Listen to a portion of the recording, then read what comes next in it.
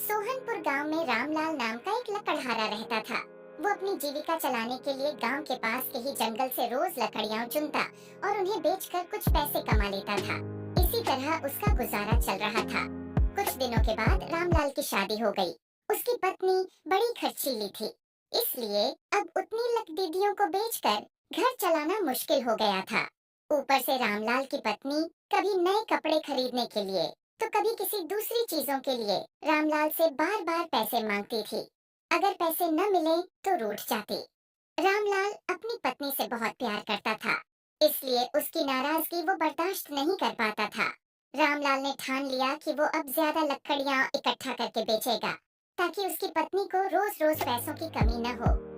पत्नी की इच्छा पूरी करने के लिए आज रामलाल घने जंगल तक चला गया और बहुत सारी लकड़ियां चुनकर बाजार में बेच दी।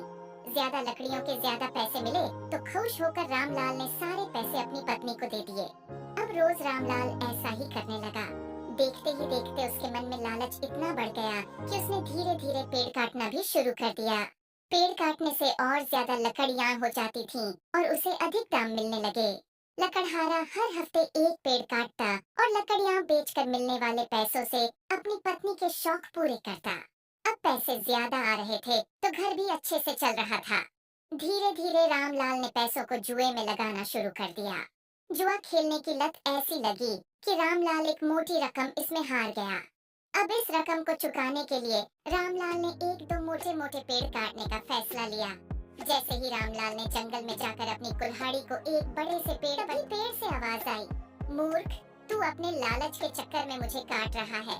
तू सारे पैसे जुए में लुटा देता है और फिर पैसे लौट आने के लिए पेड़ काटने आ जाता है। ने कहा, आज तू रुक, यही कुल्हाड़ी मैं अब तेरे ऊपर चलाऊंगी। पेड़ की टहनी कुल्हाड़ी से रामलाल पर वार करने ही वाली थी कि वह गिड़गिड़ाने लगा। उसने माफी मांगते हुए कहा, मुझसे गलती हुई है, लेकिन मुझे सुधरने का एक मौका दो। अगर आप मुझे मार दोगे तो मेरी पत्नी का क्या होगा? वो अकेली पड़ जाएगी।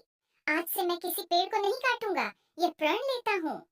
ये सब सुनकर पेड़ को रामलाल के ऊपर दया आ गई। उसने रामलाल को छोड़ दिया। छूटते ही रामलाल भागकर अपने घर गया और पैसों के लालच में न आने का संकल्प ले लिया।